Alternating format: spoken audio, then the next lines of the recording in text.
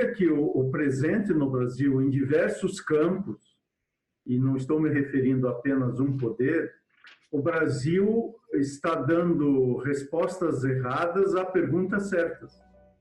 Está dando respostas incorretas às perguntas legítimas. Olá, eu sou Felipe Recondo e este é o Sem Precedentes, o podcast do Jota em que nós discutimos o Supremo e a Constituição. No episódio desta semana, as ações contra a decisão do Tribunal de Justiça do Rio de Janeiro, que garantiu foro privilegiado para Flávio Bolsonaro na investigação sobre o esquema de rachadinhas em seu gabinete. Uma ação direta de inconstitucionalidade relatada pelo ministro Celso de Mello e uma reclamação movida pelo Ministério Público do Rio, que está com o ministro Gilmar Mendes, devem derrubar a decisão do TJ e Flávio volta a ser investigado na primeira instância. Vamos ainda avaliar as mudanças aprovadas pelo Supremo nesta semana, alterando algumas regras de funcionamento interno. Algumas dessas mudanças têm como objetivo reforçar a colegialidade do STF. Outras visam dar celeridade aos julgamentos. Mas algumas são polêmicas e nós vamos tratar dela aqui hoje com o time de sempre. Tomás Pereira, da FGV Direito Rio, Diego Werneck, do INSPER e Juliana Cesário Alvim, da UFMG. Diego, eu começo por você, porque nós falamos no programa anterior sobre Flávio Bolsonaro e a prisão de Queiroz, e nós dizíamos que Flávio Bolsonaro tinha um encontro marcado com o Supremo. Bom, o encontro haverá, a gente só não sabe quando é. Exatamente, o Supremo colocou esse encontro na agenda, mas a gente não sabe exatamente o dia em que isso vai acontecer, e esse encontro pode acontecer por meio de duas ações diferentes, né? Na semana passada, quando a gente gravou o programa, já tinha chegado a primeira delas, é uma ação direta de inconstitucionalidade da rede, que tem como objeto o dispositivo da Constituição do Estado do Rio de Janeiro, que diz que, a partir do momento da expedição do diploma, o deputado estadual vai ser julgado pelo órgão especial do Tribunal de Justiça. Bom, já passou o dia da expedição do diploma do ex-deputado Flávio Bolsonaro, então, a princípio, numa leitura que ignora todo o resto do que aconteceu no Brasil, né, com relação ao foro privilegiado, esse dispositivo poderia, quem sabe, permitir que ele continuasse tendo foro de deputado estadual, mesmo não sendo mais deputado estadual. Então, esse é o argumento da rede e pede que o Supremo, então, ataque esse dispositivo. Mas essa é uma ação também heterodoxa, no sentido de que ela não discute apenas a interpretação desse dispositivo, ela chega ao ponto de pedir que o Supremo atue diretamente sobre a decisão do TJ, né, que diga algo sobre o caso Flávio Bolsonaro, o que é um movimento ousado, em se tratando de uma ação direta de inconstitucionalidade.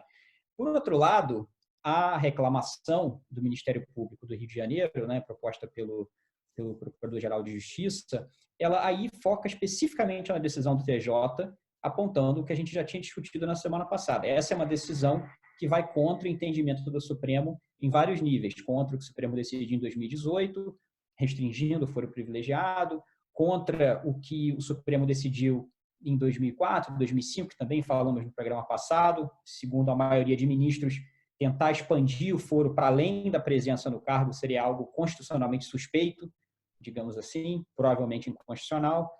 E agora a questão é saber quando que isso vai acontecer. A gente está entrando no recesso judicial. O recesso significa que os processos, em tese, param formalmente, mas a gente sabe que, na prática, muita coisa pode acontecer, né? As pessoas podem conversar, tem movimentos que podem acontecer independentemente de qualquer andamento formal do processo, e é possível que essa situação já chegue mais ou menos encaminhada no início do próximo semestre judicial.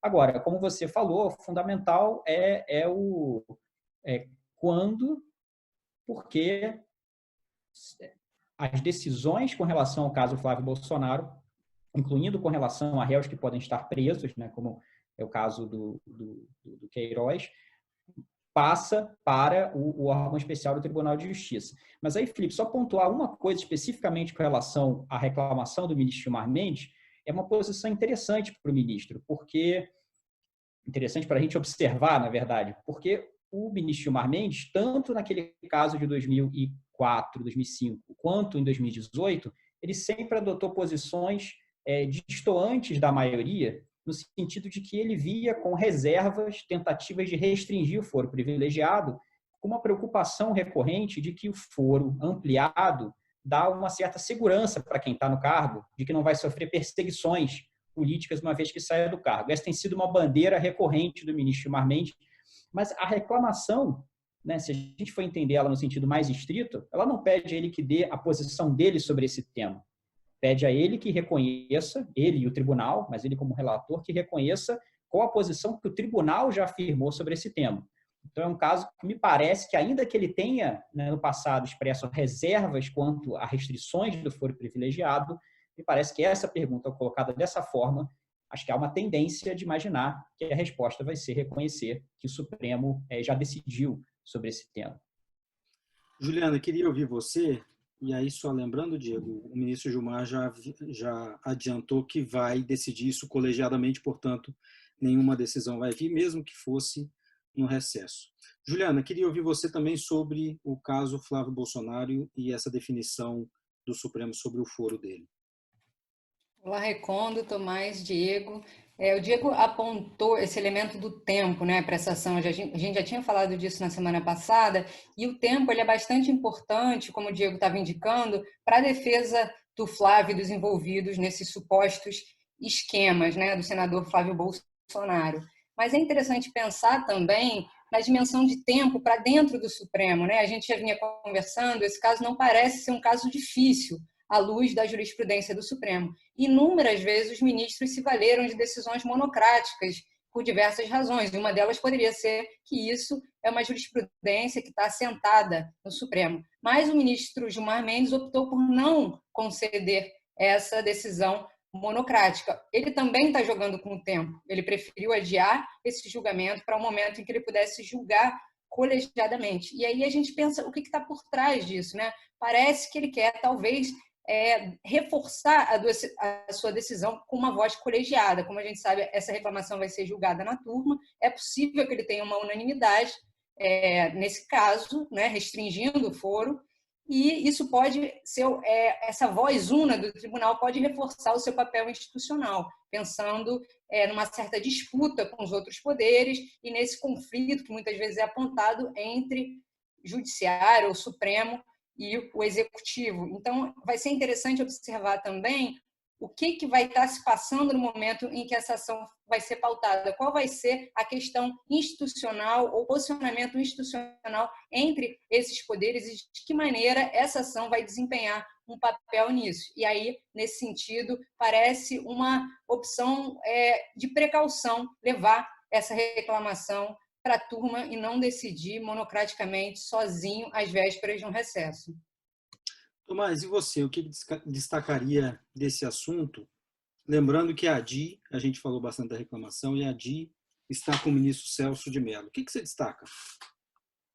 Olha, eu acho que é importante continuar na linha, né, do que a Juliana falou, sobre essa relação entre as ações e os seus relatores, né? De fato, me parece que a reclamação seria a ação mais objetiva, mais clara, mais fácil de ser julgada, está só reafirmando um precedente do Supremo, né? E realmente, assim, se você olha esse caso, eu diria objetivamente nos seus elementos materiais, é o tipo do caso em que caberia uma monocrática com uma certa tranquilidade, né? Nós temos um precedente do Supremo numa ação de controle concentrado, a gente tem uma tese afirmada pelo Supremo numa questão de ordem, não tem dúvida de qual é a posição colegiada sobre isso. Se tem alguma situação, por mais que nós sejamos críticos a monocráticas, né, a gente costuma ser particularmente crítico quando não há precedentes e particularmente crítico quando a gente está falando de controle abstrato, controle de lei, controle de constitucionalidade. Isso é um caso concreto de aplicação de um precedente do Supremo, é a típica situação em que, de fato, é para isso que o relator tem esse poder. Concordo que há elementos no contexto específico que tem a ver com a pessoa do Flávio Bolsonaro, do presidente Bolsonaro, que é melhor, talvez, para o tribunal apresentar uma posição institucional e colegiada. né? Em relação a isso, a outra ação que está com o ministro Celso de Mello era um pouco mais complicada, por ser uma ADI, até acho que uma ADI criativa, e tentar levar isso ao Supremo via ADI, discutindo o artigo da Constituição Estadual em relação a isso. Mas, em termos estratégicos, digamos assim, não que isso decente faça, não estou dizendo que isso faça diferente para o ministro Celso de Mello, de forma alguma, mas eu diria que para a percepção pública e para a relação do tribunal hoje com o governo, essa ação ter caído com o ministro Celso de Mello é ruim. Porque se ele dá essa monocrática, a gente vai ter de novo mais um confronto direto entre a pessoa física do ministro Celso de Mello e o governo. E, além de tudo, por ser uma DI, não é exatamente o caso em que nós deveríamos ver monocráticas da mesma maneira. A última coisa que eu ia mencionar é que ainda tem uma coisa aberta aí também, que a gente não sabe quando isso vai acontecer, que é, né, o órgão especial do Tribunal de Justiça do Rio de Janeiro vai apreciar essa questão. A gente tem uma decisão que foi de uma das turmas, né, que diz especificamente, uma das câmaras, na verdade, que diz que foi uma decisão por 2-1, essa questão, que decidiu levar essa questão para o órgão especial. O órgão especial é composto por 25 desembargadores. É possível, quando essa questão chegue lá, esses próprios desembargadores, ou a maioria deles pelo menos, discorde dessa maioria da Câmara, desses 2 desembargadores, e eles próprios remetam eventualmente essa questão para a primeira instância. De qualquer maneira, o principal é o tempo, com o recesso agora, e com o tempo desse processo é relevante. Nesse meio tempo, de duas uma, ou esse processo não anda, o que é problemático, ou ele vai andar no lugar que talvez não seja o lugar certo para ele andar, né? Ele vai progredir no órgão especial, quando na verdade ele deveria progredir claramente na primeira instância. Aqui só lembrando, antes de passarmos para o nosso próximo tópico, reclamação pode ser julgada na turma e deve ser julgada na turma, portanto, mais rapidamente do que a ADI que necessariamente vai para o plenário, seja plenário virtual ou plenário físico, né? Plenário físico em ambiente virtual. Mas tudo isso, de qualquer maneira, apenas no retorno do recesso. Agora eu queria passar para o próximo ponto, porque ele é rico no debate. O Supremo, nesta semana, fez uma sessão administrativa para aprovar algumas mudanças regimentais. O assunto parece até meio chato, mas a gente já estava de olho nisso faz bastante tempo, porque sabia que algumas propostas poderiam alterar significativamente alguns costumes do tribunal. E a gente viu a aprovação de algumas dessas alterações. E aí eu queria perguntar para você, Tomás, começando por você, qual alteração ou qual questão regimental alterada agora você destacaria para a gente começar? Obrigado, Recondo. Acho que, antes de mais nada, se alguém achava que regimento é chato e não é importante, os últimos tempos serviram para mostrar que é importantíssimo, dado que esse inquérito das fake news que a gente vem discutindo há semanas mostra o quanto um artigo, um parágrafo de um regimento pode ter efeitos gigantescos e gigantescos para a nação, para a política, para o governo e assim por diante, né? Então, nunca se falou tanto de regimento quanto atualmente. A outra coisa que eu ia falar, então, sobre qual que seria, que eu destacaria. Bem, faz tempo que o Supremo luta com a questão, né, discute a questão das monocráticas, dos ministros que individualmente, às vezes, sozinhos, declaram inconstitucional uma medida governamental, uma norma federal, e com isso gera, às vezes, polêmicas, problemas e assim por diante.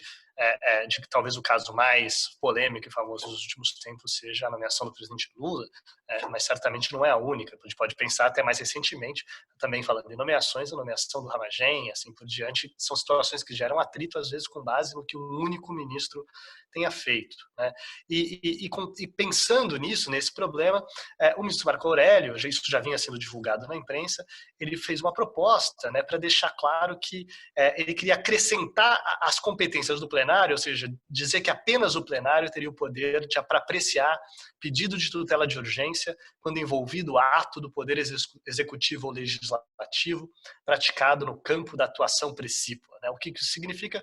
Significa que, na prática, quando se tratasse de um ato como esse, não caberia monocrática individual, seria a competência exclusiva do plenário. Isso não passou, né? Isso não foi aprovado pelos seus colegas nessa proposta. É interessante a gente sentir que alguns ministros do Supremo estão, inclusive o ministro do Supremo que já deu algumas monocráticas bem polêmicas no passado, o ministro Marco Aurélio, diga-se a verdade, está agora mostrando uma preocupação em tentar digamos, aumentar a colegialidade, né? Eu acho que o que eu destacaria, no entanto, é algumas coisas. O próprio fato da proposta existir mostra que essas críticas têm alguma repercussão interna, estão crescendo. E eu destacaria o que aconteceu nos votos específicos dos ministros que foram contra, né? Especificamente o ministro Alexandre de Moraes e o ministro Fachin. Né? O ministro Alexandre de Moraes basicamente falou sobre, né, usando os próprios termos dele, né, que a concessão por meio de decisões monocráticas, de medidas cautelares, tem se mostrado um instrumento apto à proteção da ordem constitucional, como demonstra a jurisprudência do tribunal, desde que observados os pressupostos da verossimilhança e do direito e do perigo de demora. O que ele está dizendo pode ser muito importante conceder essas medidas liminares. O que eu acho que ele deixou de falar no voto dele é que pode ser muito problemático também. Né? É como se ele dissesse, essa é uma medida que pode ser muito importante, muito útil, desde que utilizada adequadamente. O problema é que quando ela é monocrática, a garantia de que ela vai ser usada monocraticamente é apenas a fé naquele relator. Quando isso é colocado no colegiado, é essa que é a garantia de que ela está sendo usada na medida certa. Né? Se uma maioria de ministros do Supremo colegiadamente chega a essa opinião, a gente sabe que não é simplesmente, digamos assim, uma excentricidade, uma opinião minoritária e talvez heterodoxa de um ministro que está por trás disso. Então, eu chamaria atenção para isso. Essa posição, posição geral, que tende a valorizar a ideia de que os juízes têm que ter o que eles chamam de um poder geral de cautela, e com base nisso, achou que era inadequado restringir esse poder, então tudo fica como está. Mas eu chamaria atenção também para o ministro Fachin. O ministro Fachin deu um voto nesse sentido também, mas ele acrescentou uma outra coisa. Ele disse que ele não votava por essa medida porque existe uma outra proposta na mesa. Uma proposta que foi colocada pelo ministro Barroso junto com o presidente ministro Toffoli, que não é tão radical, não proíbe ministros de darem monocráticas nessas situações. O que ela diz é que, dada a monocrática, ela deveria ser pautada imediatamente, de preferência no plenário virtual, para ser mais rápido, e ela tinha uma segunda parte, e a segunda parte essa medida monocrática só passará a ter efeitos, a produzir efeitos depois de liberada para a pauta. Né? É interessante que a primeira parte passou, que tem que pautar imediatamente. A segunda, que condiciona os efeitos dela a liberar, não foi destacado, isso vai ser discutido no plenário físico mais para frente. Mas eu chamaria a atenção que essa proposta realmente era interessante, ela não é tão radical, ela deixa uma válvula de escape, ela permite que a liminar seja concedida, mas ela faz com que, ao mesmo tempo, seja possível o controle do colegiado quanto antes, mas exatamente a parte, para além de uma manifestação que deveria acontecer, a parte que daria, digamos, força a essa medida, quer dizer que se o relator não liberar, não produz efeito, então ele próprio teria um incentivo para liberar, ou caso ele não liberasse, pelo menos tudo fica como está. Essa parte não passou por enquanto.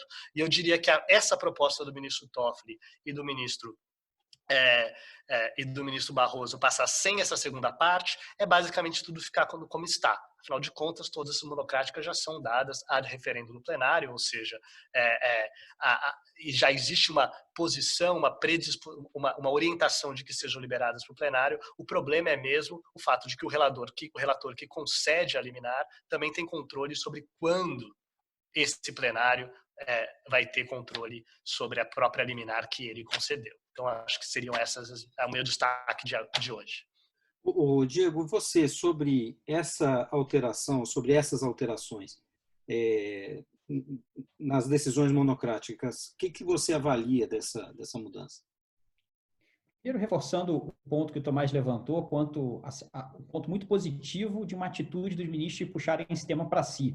Só é interessante lembrar que nos últimos anos essa crítica tinha ganho volume, né, na academia, na imprensa, na política, a ponto de você começar a ter projetos de lei tramitando no Congresso para fazer, por lei, o que o Supremo está discutindo agora regimentalmente. Então, e um diagnóstico que também já havia sido feito, né, nos últimos anos era: se o Supremo não assumir a liderança dessa reforma, ela vai vir de fora. Então, é bom ver que os ministros tenham, de fato, percebido isso, e não só que o problema existe, acho que muitos eram plenamente conscientes do que isso representava, mas tenha concretamente assumido a responsabilidade de fazer essas reformas. Como o Tomás observou, o ponto que está sendo principalmente alterado aí, talvez seja assim, o mais injustificável É o fato do relator que deu a liminar poder escolher se e quando o plenário vai poder falar sobre a liminar que ele libera. Mas isso mesmo resolvendo isso, né, a gente fica com o problema de que o plenário do Supremo e as turmas, eles têm uma quantidade de processos liberados para votação muito maior do que esses colegiados são capazes de fato decidir numa dada sessão. Então, mesmo que isso é uma mudança boa, né, se as coisas se estabilizar nesse sentido, o relator, ao conceder, libera automaticamente para julgamento, a gente retira um dos problemas, mas ainda é preciso pensar, né, nesse congestionamento geral da pauta. Ainda vai faltar espaço na pauta para controlar, supervisionar todas as liminares, mesmo agora com a cooperação do relator. Eu chamaria atenção só de uma outra coisa. É interessante ver o Supremo tentando desenhar essas regras, né? Porque, no fundo, tem uma tensão muito grande aí entre duas preocupações que, pelo menos na gestão do presidente Toffoli, aparecem com muita clareza, né? De um lado, uma preocupação com promover decisões colegiadas. De outro, a preocupação com promover celeridade e lidar com o estoque de processos. Não dá para ter o máximo das duas coisas, né? Como nós já observamos várias vezes aqui em dimensões diferentes em episódios anteriores. Em algum momento, você vai ter que abrir mão da colegialidade para tentar promover celeridade e vice-versa. Dá para tentar encontrar mecanismos de conciliar de maneiras interessantes, o máximo possível, algumas dimensões dessas duas coisas. E eu acho que o debate interessante que vai ocorrer no Supremo nesse ponto, né, do que fazer com essas liminares, vai ter que ser um pouco nessa direção. Qual a regra que a gente consegue imaginar que dá alguma celeridade, mas num ponto que ainda dá para justificar a atuação individual em temas importantes, ainda que mais localizada no tempo. Queria fazer uma breve observação ainda sobre esse dispositivo. O Tomás comparou a proposta anterior do ministro Marco Aurélio dessa proposta que foi aprovada no ministro Toffoli e no ministro Barroso. É interessante notar que a proposta do ministro Marco Aurélio ela era mais ampla, né? Ela tratava de atos do Poder Executivo e do Poder Legislativo. Essa proposta que foi aprovada, ela fala do Executivo e Legislativo Federal, né? Ele fala do presidente da República, presidente da Câmara dos Deputados, presidente do Senado. Isso, de alguma maneira, reflete a desconfiança histórica que talvez o Supremo tenha com relação aos outros entes da federação, que não a União, né? Que inclusive se refletia e se reflete naquela jurisprudência tradicional sobre federalismo que prestigia sempre a União. É interessante pensar, com tudo que a gente vem observando, uma diferença com relação a isso por parte do Supremo durante a pandemia, né, de Covid e essa jurisprudência que seria excepcional da crise e tal, em que os estados e municípios teriam maior confiança do Supremo para tomar suas próprias medidas, para ter maior autonomia, mas quando vai haver uma aprovação de uma emenda regimental, volta-se aquele entendimento anterior em que se prestigia, de alguma maneira, parece que se confere uma maior presunção de constitucionalidade para os atos do Executivo e do Legislativo federais do que estaduais e municipais. Ju, só uma coisa, na prática, né, se a gente compara a frequência de declaração de inconstitucionalidade em leis federais e leis estaduais, historicamente, essa é uma presunção que já refletiria mais ou menos, como você falou, o comportamento do Supremo, né? Muito do que o Supremo declara inconstitucional, se você for ver, são leis estaduais. Esse número é bem mais reduzido quando se trata de atos do Poder Público Federal. Só que não dá conflito com o Palácio do Planalto, não dá conflito com o presidente da Câmara, não dá conflito político mais sensível, né?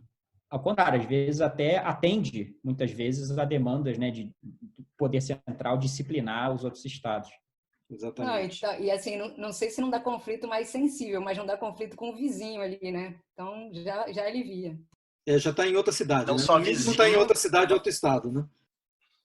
E não tem influência sobre o seu orçamento, né? Também não. Juliana, queria voltar a você, porque também teve alteração em repercussão geral. E algumas mudanças já vinham sendo debatidas no passado. Então, eu queria que você explicasse para a gente o que foi alterado em relação à repercussão geral. Com relação à repercussão geral, o mecanismo que existia antigamente, a Constituição prevê 2/3 para recusar, né, a repercussão geral, no caso do recurso extraordinário.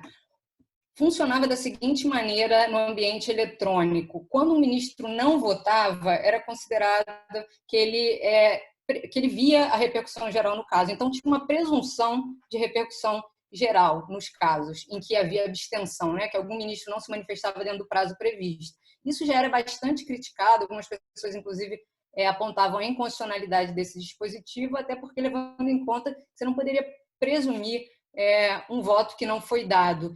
Mas, para mim, parece mais grave ainda que isso se refletiu no plenário virtual expandido, né? Então, essa presunção de voto, ela, quando o plenário virtual se expande esse ano de maneira máxima, né? Ela acompanha essa expansão. Então, passou a se entender que no plenário virtual como um todo, uma abstenção significava acompanhar o voto do relator, o que é altamente problemático, né? Com essas modificações do regimento, houve uma alteração em que não há mais essa presunção de voto. Ou seja, se houver ausência, isso será computado como ausência, e se não houver quórum suficiente, esse caso vai para a sessão seguinte até que haja quórum suficiente para ser julgado. Me parece uma inovação positiva na medida em que, de fato, reflete o posicionamento dos juízes e permite também um maior controle dos seus atos, né? Impede que eles possam se valer de uma abstenção para não ter que se posicionar em determinado caso, que não é de maneira nenhuma desejável. Eu queria chamar a atenção também para o fato de que essa alteração do regimento trouxe uma possibilidade de que o relator, no caso de repercussão geral, possa negar repercussão geral com eficácia apenas para o caso. O que seria isso, né? Dizer, olha, essa questão aqui que está em jogo, ela pode ter até repercussão geral, mas eu nego para esse caso específico. E eu fiquei pensando nisso, lembrando da entrevista que o Jota fez na semana passada ou retrasada com a ex-procuradora Débora Duprat, que ela estava comentando sobre litigância estratégica e falou que há julgamento estratégico também, né? Mencionou essa expressão. E esse dispositivo talvez permita que o relator, se ele tiver uma agenda que ele gostaria de ver, né, apreciada pelo tribunal, ele escolha, ou pelo menos vete, exclua casos concretos que ele considere que não vão ajudar o seu caso ou a sua agenda abstrata, a sua causa, né? Então, digamos, um caso que seja polêmico, em que o caso concreto possa ajudar a desfazer preconceitos, possa ajudar a criar simpatias, e, por meio desse dispositivo, é possível que o relator ou relatora diga, bom, esse caso aqui não, mas essa questão pode ser que tenha a sua repercussão geral reconhecida mais à frente. Então, é interessante. Não é um poder de escolher, né, o caso completamente, mas pelo menos é um poder de vetar e dizer, olha, eu não quero que esse caso seja o caso aqui representativo dessa controvérsia que talvez eu queira que seja apreciada pelo Supremo sob uma outra perspectiva ou sob uma outra ótica. Vou fazer um comentário sobre essa mudança. Acho que aqui tem também uma tensão entre dois objetivos, né?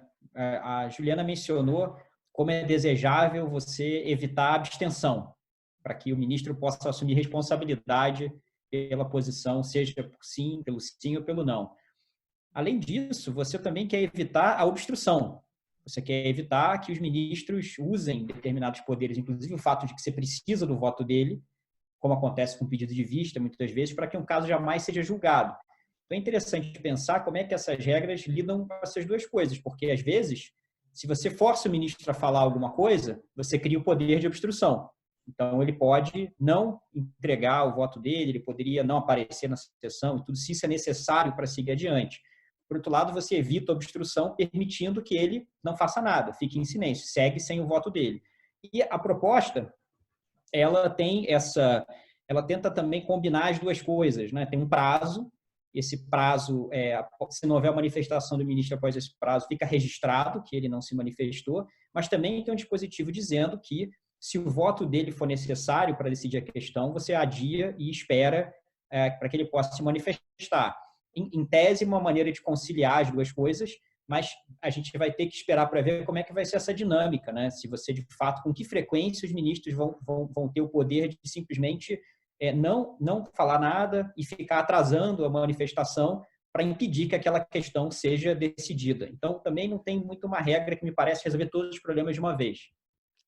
Mas, Diego, acho que tem uma coisa aí que na verdade isso já era uma regra difícil de se justificar, né? O que a mudança fez foi tornar o plenário virtual mais próximo do que acontece no plenário real. O que acontece no plenário real se por um acaso algum ministro está ausente, né, justificadamente, imagina-se.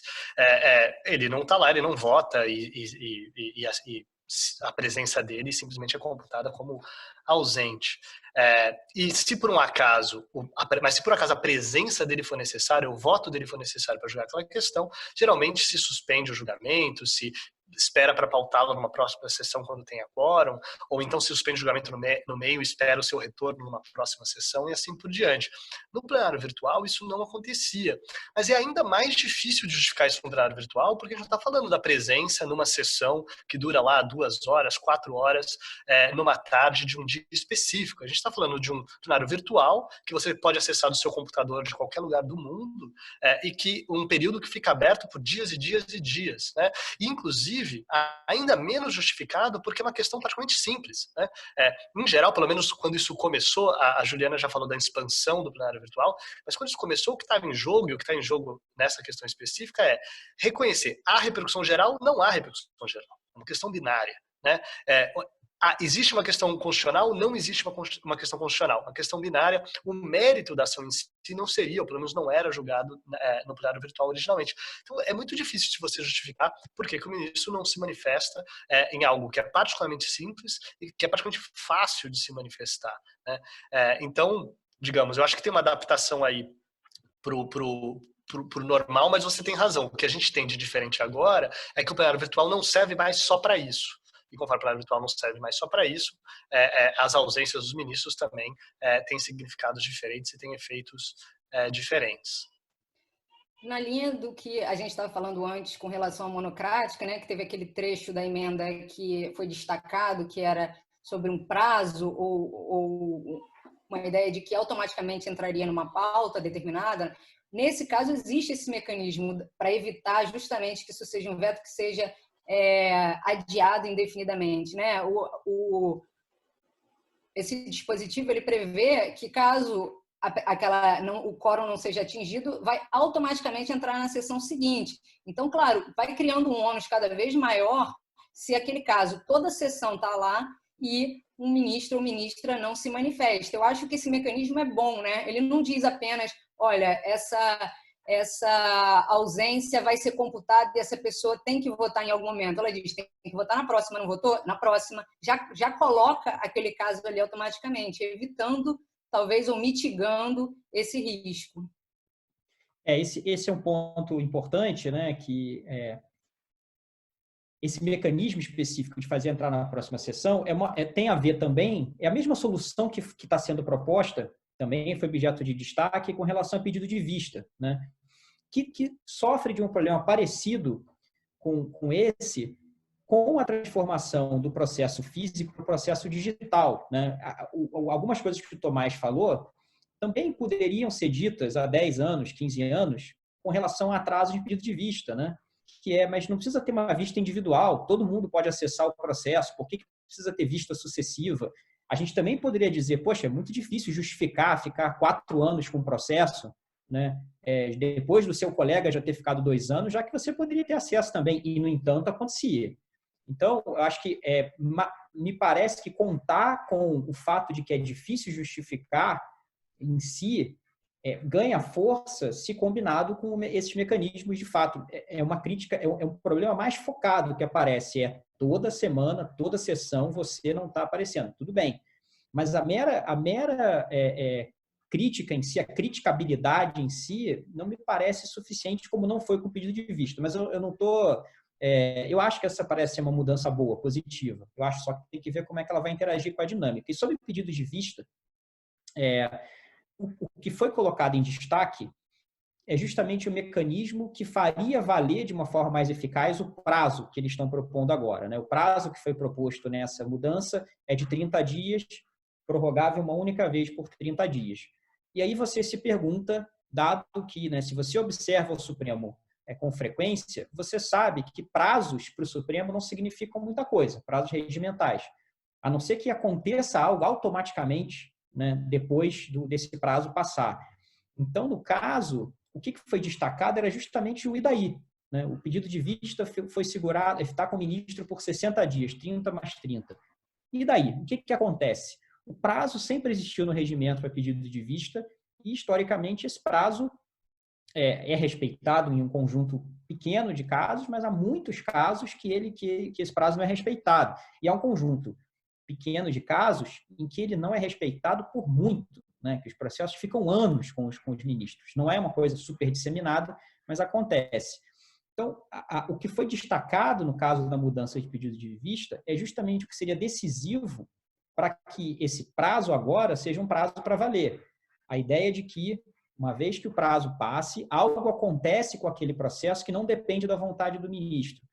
E também não funciona, pela experiência que a gente teve já com reformas passadas, exigir justificativa do ministro. Olha, eu quero ficar mais 90 dias, mas é muito importante. Isso já foi tentado há uma década, alguma coisa semelhante, e os ministros vão pedindo, justificando, né, quase que protocolarmente, quando necessário, e isso não parece ter efeito no uso do pedido de vista, e eu acho que também houve aprendizado nesse sentido. A proposta que está sendo colocada ela coloca o efeito do prazo passar fora do alcance do relator, mais uma vez. Então, também é um tema comum com as outras coisas, né, que o Tomás estava discutindo, da limitação das monocráticas. Você vai tirando certas coisas da vontade do relator.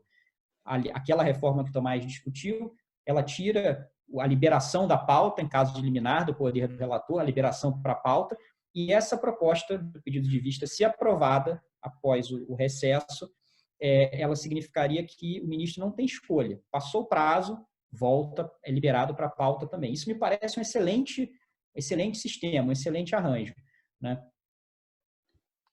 Mas eu acho que tem duas coisas aí, Diego. A comparação é perfeita, mas a comparação ela é ainda mais perfeita, infelizmente, né? No sentido de que a parte fácil passou, a parte não problemática, a parte que não tem consequência passou, teve destaque em relação a essa segunda parte da proposta, que é exatamente a que faz alguma coisa, que cria incentivos. E o fato de ter tido esse destaque é um sinal de que talvez aparentemente tem algum tipo de resistência, talvez ela passe alterada, né? Claro que ela pode ser apenas alterada, mas pode ser que isso já indique que isso não vai passar. Então, mostrando que é mais difícil os ministros, você conseguir uma maioria de ministro supremo que aceitem um tipo de controle, um tipo de mecanismo que diminua o poder individual que eles têm sobre essas ações, né? Então, eu acho que essa analogia é ainda mais perfeita, infelizmente, nesse sentido. Ainda sobre o regimento, eu queria acrescentar só uma mudança que também houve com relação ao plenário virtual, aliás, duas. Uma já adiantei, também tirar essa presunção de acompanho o relator, né, que existia e que muito criticada, porque plenário virtual, ainda mais agora, em qualquer coisa pode ser julgada lá, e quer dizer, o relator ou relatora poderia ter a tese mais complexa e mirabolante, e a presunção era de que ele seria acompanhado ou acompanhada. Então, eu também vejo isso como uma mudança positiva, e uma outra mudança positiva foi o regimento estabelecer um prazo para a publicação do acórdão, né, depois de encerrado o julgamento, e também uma previsão de que, se não tiver acórdão, se não tiver aprovação, vai assim mesmo, vai a transcrição do julgamento, vai do jeito que tiver. Então, isso é importante, sobretudo para o plenário virtual, vale também para o plenário presencial, ainda que seja o presencial online, mas isso é super importante no virtual, porque às vezes a gente tem o dispositivo da decisão e fica muito tempo sem saber os fundamentos. A gente falou no episódio, alguns episódios atrás, quando a gente tratou mais do plenário virtual, sobre, por exemplo, aquela ação, a ADI 5581, sobre a epidemia de Zika. Ela foi julgada no início de maio, até agora não houve publicação do acórdão, nem do voto da relatora. Então, a gente está até agora um pouco no escuro, sabe que ela foi julgada com base em questões processuais, mas não é possível nem criticar com muita propriedade essa decisão. E queria chamar a atenção ainda para a necessidade de monitorar esses destaques, né, e ficar em cima para saber quando que eles voltarão à pauta do Supremo para serem decididos, né? A gente sabe que tem coisas que são retiradas de sessões administrativas e que não voltam nunca mais. Gostaria de dar um exemplo de uma proposta de emenda regimental de 2009, que dizia que nenhum ministro seria obrigado a receber parte ou advogado, senão na presença do advogado da parte contrária, que era uma previsão super importante para garantir ampla defesa, contraditório e evitar os embargos auriculares assim, individuais, né? E ela foi subscrita, a proposta, por 7 ministros. Houve uma espécie de pedido de vistas do então presidente da Comissão do Regimento Interno, o ministro Marco Aurélio, determinou uma providência ali e nunca voltou à pauta uma proposta que é tão importante. Então, vale bastante a pena ficar em cima para acompanhar quando que esses destaques vão voltar a ser apreciados. Uma observação muito pontual, tudo isso que a gente está falando, dessas reformas, tem uma coisa que não está expressamente discutida no que o Supremo colocou, divulgou até agora de material sobre essas reformas, é o que acontece com o passado, né, com os pedidos de vistas passados, com as liminares que já foram dadas e não foram submetidas a plenário. Acho que essa vai ser uma discussão para se prestar atenção, né? Vai valer só daqui para frente ou você vai ter que adequar a essa regra todas as liminares e todos os pedidos de vista que já estão tramitando no tribunal? Tem só uma coisa, Ju. Perdão. Só uma coisa, Ju, sobre isso, Diego. Uma das razões do destaque para uma dessas propostas do pedido de vista, dessa segunda parte, que é o incentivo, é justamente saber o que acontece com os pedidos de vista do passado. Se eles voltam dentro dessa nova regra ou não. Essa é uma das razões exatamente do destaque. Juliana, desculpa, te interrompi. Não, eu ia falar que essa emenda, né, regimental tem uma previsão de uma modulação nesse sentido com relação à publicação dos acordos, né? Estabelece o prazo de 60 dias para os que acontecerem daqui para frente, a partir da proclamação do resultado, e estabelece um prazo de 30 dias da publicação dessa emenda regimental para começar a correr o prazo para os demais. Então, ela já prevê essa regra de transição. Engraçado porque essa alteração tem essa modulação, mas a do pedido de vistas não tinha, e por isso que eu estou dizendo, ouvi dos ministros, que essa foi uma das razões de destaque, deve ser discutida numa sessão administrativa presencial. E aí, a Juliana mencionou alguns temas que saem das administrativas e parece que nunca voltam. Eu acho que vocês vão lembrar que houve algumas sessões administrativas sucessivas para discutir a LOMAN, a proposta de LOMAN que seria enviada ao Congresso Nacional. Foram sessões seguidas administrativas, até eram semanais, e a nova proposta de lei orgânica da magistratura nunca foi enviada ao Congresso Nacional. E sobre a presunção... Mas posso falar... Claro. Desculpa. Imagine. Sobre isso, Ricardo, acho que isso também acho que tem a ver com algo que a gente comenta sempre aqui, que é o poder do presidente e como muda a agenda do tribunal conforme muda o presidente. Exato. Essas sessões todas sobre a LOMAN aconteceram na presidência anterior, era uma das agendas da presidência, finalmente, depois de mais de 30 anos, produzir um projeto de LOMAN pós-constitucional que fosse adequado, mas isso aparentemente não é uma das agendas do presidente Toffoli. Mudar o regimento, tudo isso que a gente está vendo agora, pelo contrário, tem a ver com algumas das mudanças, algumas das marcas da gestão do ministro Toffoli, que o ministro Toffoli gostaria de ver realizadas antes do fim de sua gestão. Fica também essa dúvida, o que ele não conseguir, o que não for aprovado ou ficar para depois para a gestão do ministro Fux, que inclusive foi eleito, como a gente comentou na semana passada, talvez não volte. Lembrando que no caso da LOMAN tem um problema ainda maior, porque o regimento eles controlam, é difícil formar maiorias internas às vezes que permitam que o regimento mude, mas eles têm controle sobre se vai mudar ou não. O grande problema da LOMAN é que uma vez apresentado esse projeto de LOMAN no Congresso, de lei orgânica da magistratura, para quem não está tão familiarizado com o termo, isso passa para o legislativo, para os legisladores que vão poder mudar esse projeto de diversas maneiras. É claro que vai ter uma super discussão, com certeza, caso eles mudem de maneira que os próprios ministros que proporam o projeto achem constitucional. Tem uma relação aí complicada de que quem propõe é alterado pelo legislativo e depois é controlado por quem propôs na sua constitucionalidade, interpretado por quem propôs, mas tem esse elemento a mais que é um dos grandes motivos, dos motivos por trás de por que não existe uma LOMAN desde 88. E aí, a ausência ser tida como voto em favor do relator, acho que eu mencionei isso com vocês numa conversa até na semana passada. Houve um caso de um recurso numa ação penal em que 2 ministros votaram a favor do réu, 2 contra o réu. E a ministra Carmen Lúcia não votou. E aí a gente pensaria em dúbio pro réu, mas como era no plenário virtual, a ausência da ministra Carmen contou como um voto contra o réu. Então isso gerou já uma turbulência interna no tribunal e mostrando que a regra estava mal posta, e uma das razões da mudança regimental é essa. E aí eu chamaria só a atenção para um último ponto, que é do pedido de vista. Melhor dizendo, do recebimento da denúncia. Recebimento da denúncia, o relator poder receber a denúncia oferecida pela Procuradoria-Geral da República monocraticamente. E é só um comentário rápido, isso vai contra tudo que está sendo proposto nas outras alterações, que é reforço do colegiado. Nesse caso, o que se pretende, aparentemente, é um reforço do relator. Claro, isso é a razão da mudança regimental, para dar mais celeridade aos processos penais no Supremo, mas houve destaque, e essa questão vai ser levada para a sessão administrativa presencial.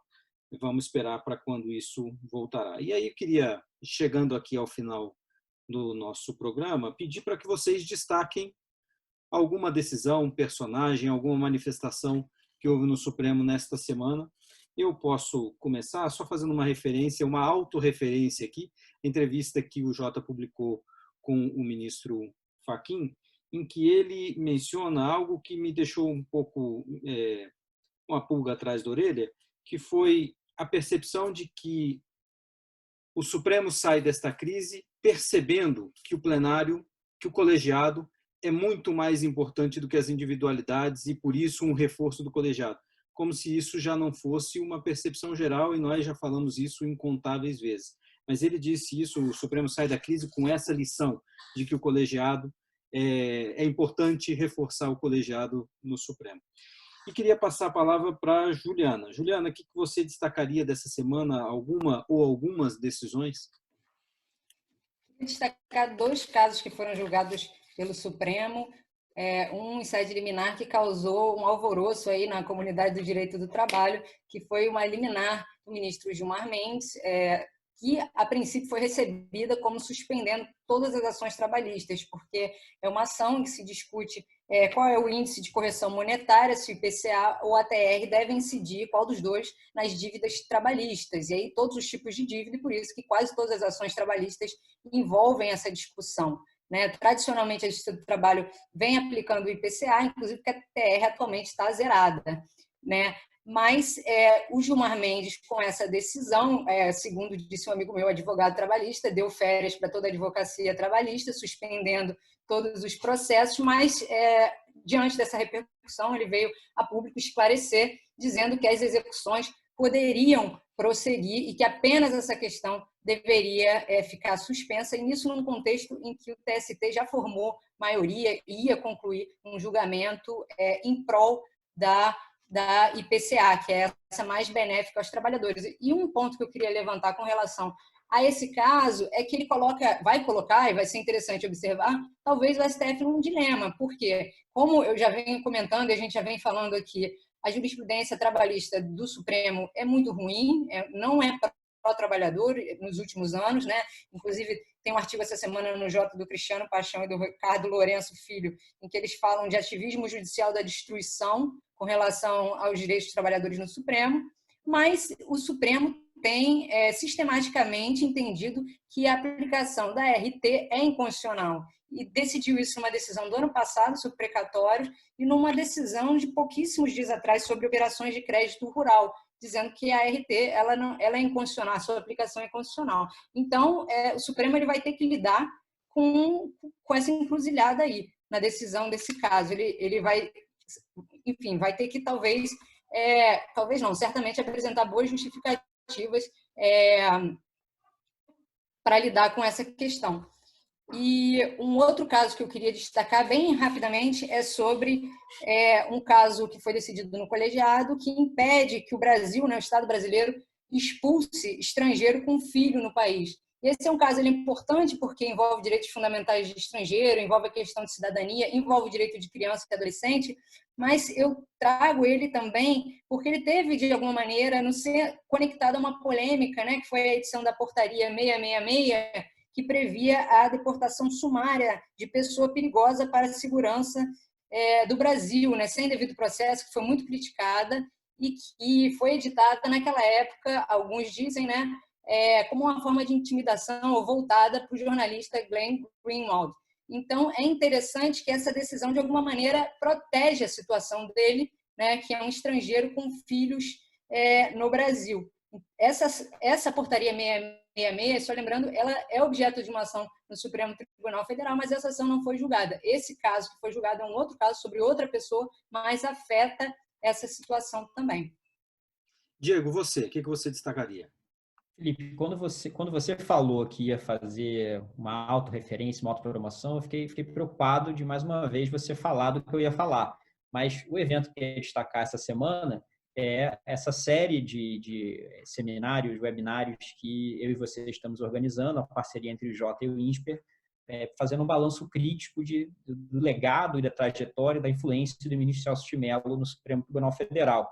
Foi uma longa presença na corte, um dos primeiros ministros indicados após a Constituição de 88, que durante muito tempo representou, com uma outra geração de ministros pós-democracia, digamos assim, uma voz incentivando a atuação mais forte do Supremo em diversas áreas nos anos 90. E nessa segunda-feira agora, a gente vai discutir o papel institucional do ministro Celso de Mello, não nos seus votos, mas como decano, nas relações com a imprensa, com o governo. Então, queria convidar quem estiver ouvindo a conferir na segunda-feira de manhã, agora, não deveria dizer segunda-feira no podcast, né? Vai ser no dia 6 de julho, às 10 da manhã, e depois, no dia 8 de julho, também às 10 da manhã, o último webinário. A gente transmite o webinar no canal do Jota no YouTube. E eu queria chamar a Ju, porque, Ju, você falou RT, mas é TR, né? Os dois julgamentos são sobre a aplicação da TR. Né? É taxa referencial. Agora, explique por que eu estava falando RT, não sei. IPCA é Índice Nacional de Preços ao Consumidor Amplo, só para esclarecer aí, corrigir. Tomás, e você por último? O que você destaca desta semana? Acho que eu destaco duas coisas, muito rapidamente. Uma é o encerramento do semestre judiciário, né? Isso significa que a gente não vai ter sessões do plenário nas próximas semanas. Talvez, imagina-se que a gente não vai ter, a gente tem acompanhado num ritmo meio frenético, decisões monocráticas, isso deve diminuir, não só pelo recesso, mas porque muito disso vai ficar agora sob o controle específico do ministro Toffoli, como presidente do Supremo, que no recesso é responsável pelas medidas urgentes, e digamos que o perfil dele não tem sido um perfil de grandes confrontos. Uma outra coisa que eu ia mencionar lendo o jornal de hoje, é que hoje a gente teve uma busca e apreensão envolvendo um senador da República, né, José Serra, e isso tem tudo a ver com o que a gente está discutindo aqui agora, né? Por que esse caso não está no Supremo? Ele não está no Supremo exatamente por conta das decisões de foro que a gente tem discutido por aqui. Então, começamos falando de um senador, terminamos falando de outro. Mas o Tomás, busca e apreensão não, oferecimento de denúncia, né? Oferecimento de denúncia. Desculpa. Isso, oferecimento de denúncia contra ele. E esse era um caso que tinha começado na Lava Jato e foi algum daqueles que caiu de fato. Agora, tem uma coisa que você mencionou, Tomás, que isso tem mudado ao longo dos anos, assim. No recesso, a gente só viu o presidente dando decisões. Então, todos os outros processos dos gabinetes ficavam parados. Isso tem mudado bastante, né? A gente tem visto outros ministros que não estão necessariamente de plantão, que não deveriam, não precisariam decidir, mas também decidido nesse meio tempo. Acho que uma coisa sobre isso, então, você tem razão, tem uma ambiguidade aí que a gente às vezes vinha, que se por um lado no recesso eles estão em recesso e os ministros às vezes não deveriam mais dar decisões, isso ficaria o presidente, por outro lado a lei autorizava que você desse medidas de urgência em ações de controle concentrado, excepcionalmente no recesso. Então, às vezes você via exatamente nesse último dia, antes de sair de recesso, usar-se dessa exceção e dizer como está no recesso, como iniciou-se o recesso, cabe uma liminar, cabe uma monocrática, outro tema que a gente discutiu aqui hoje, e daí excepcionalmente dou essa monocrática e saio de recesso, fica para o próximo semestre, qualquer controle, talvez, possível dessa decisão. E um ponto final, aqui no nosso programa, também lembrando a decisão do Tribunal Superior Eleitoral de reabrir a produção de provas numa das ações contra a chapa Bolsonaro e Mourão. Era uma decisão que nós já havíamos mencionado aqui, que seria nesse sentido. A decisão foi colegiada. A gente vai ver a reabertura dessa investigação, na verdade, produção de algumas provas. O ministro Fachin disse: como é que não se permite que a parte produza provas e depois se arquive a investigação por falta de provas? Então, ele viu uma incongruência nisso, deu um voto para a reabertura. Vai ser produzida essa prova que foi pedida por uma das partes, mas depois o caso deve ser arquivado. Nós voltamos na próxima semana com mais um Sem Precedentes. Eu queria agradecer novamente Juliana, Diego, Tomás. Obrigado. Até a próxima semana. Valeu. Até a próxima, gente. Eu entendo que o tribunal, como colegiado, está a responder a esta tríplice crise que nós vivenciamos hoje, né? A crise sanitária, a crise social e econômica e, evidentemente, a crise que desafia a juridicidade, a normatividade, o ordenamento jurídico. O tribunal está saindo, colegiadamente, mais forte.